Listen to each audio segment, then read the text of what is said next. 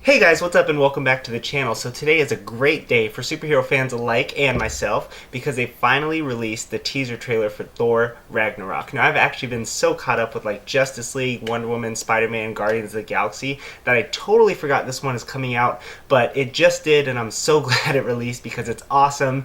And if you haven't seen the trailer yet, I'm going to link it below. You guys can go watch that, and if you have seen it, then stay tuned, sit back and relax because we got a lot to break down. So let's get to it. So, starting off, we have what looks to be Thor at his absolute lowest point. Now, I wouldn't necessarily say unworthy Thor, but maybe rock bottom Thor. Is that fair? Probably fair. He's chained up and falling down into what looks like a fiery underworld, more than likely hell, since we see all these dead faces begin to glow up.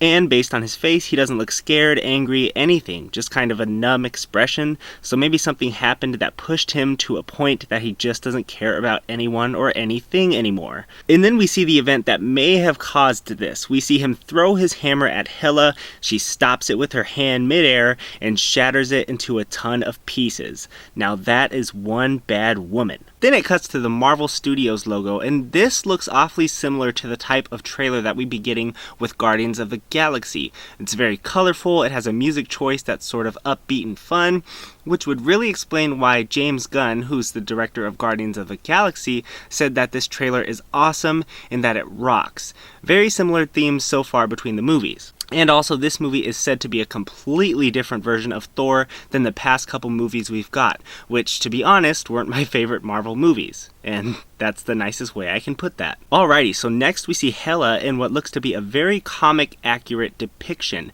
And based on the way she's moving and her relation to the surrounding environment, it looks to me like she's huge in this shot. A lot of the first part of this trailer actually revolves around her, so that's good that we got to see some of the first looks at the actual main villain of the film. And then we see her destroy Asgard. Like, what? Like, to be honest, they could have made this trailer so much darker if they changed out the music. I mean, there's a lot of deep stuff going on here. I mean, Thor has his hammer destroyed, Asgard burned to ashes, thousands or millions of people killed. I mean, that's pretty brutal to be having some happy-go-lucky music playing. But, like I said, this is going to be a completely different tone than the Thor movies that we've got in the past. Alright, so next we see Thor falling to some strange planet, probably Sakaar, and if you'll notice he's falling out of some sort of portal in the sky, and as they zoom out of the shot, you'll see many other portals or wormholes that are just like that, which would explain how different types of beings get to this planet, and would also explain how Hulk gets here as well.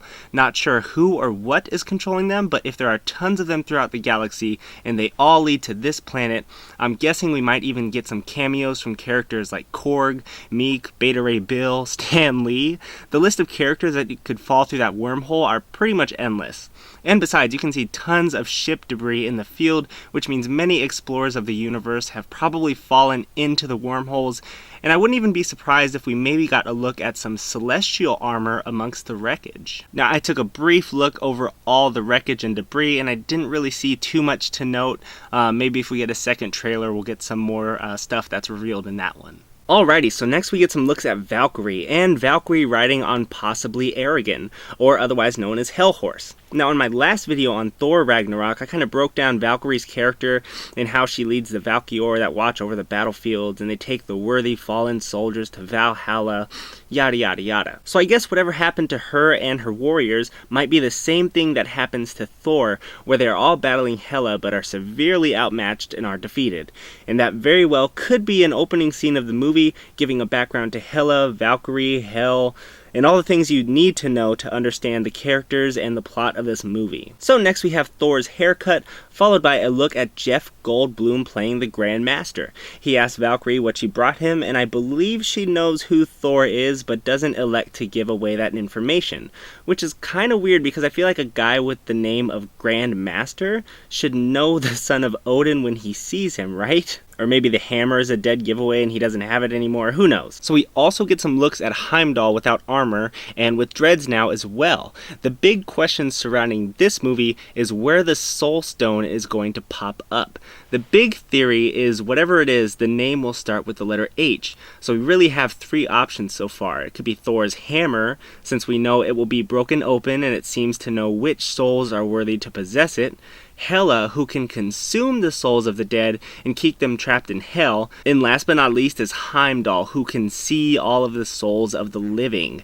And all three options seem pretty likely at this point. So now we move along and get our first look at Scourge, or otherwise known as the Executioner, who looks fairly comic accurate as well, minus the giant axe he's normally wielding.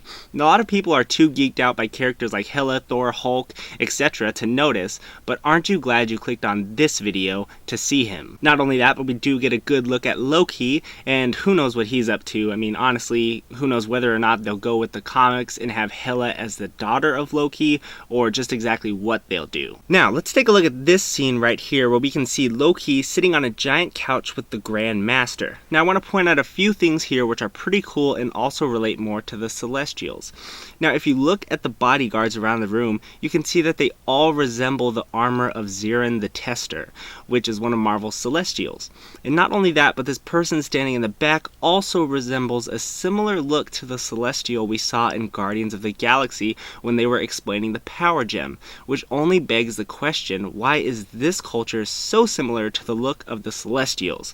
And that's really for you guys to decide. I mean, everyone has their theories and opinions, but for those of you who don't know, Celestials are basically like the most powerful beings in the Marvel Universe. They stand about 2,000 feet tall, basically as old as time itself, possess unknown amounts of cosmic power, and also no mortal has ever seen what they look like below that armor. And I don't think it's known how many Celestials are actually out there, but I'm just glad to see they're starting to emerge because they are pretty awesome characters. Last but not least, we have Thor vs. Hulk, which I don't really need to break down because it's basically just the coolest part about this trailer, in my opinion. So before I let you guys go, I do have one last question, and it's a theory of mine. It would actually be a pretty lame route to go by Marvel, but do you think Hela does manage to wipe out Asgard, and Doctor Strange would come along with the Time Gem and reverse the damage she has done? Again, that would be super lame. They've already done it in Doctor Strange, but just a thought since we didn't actually get a look at Doctor Strange in this trailer. Other than that, feel free to leave your thoughts in the comments below. I do read them all. You guys have really cool theories about every video that I do.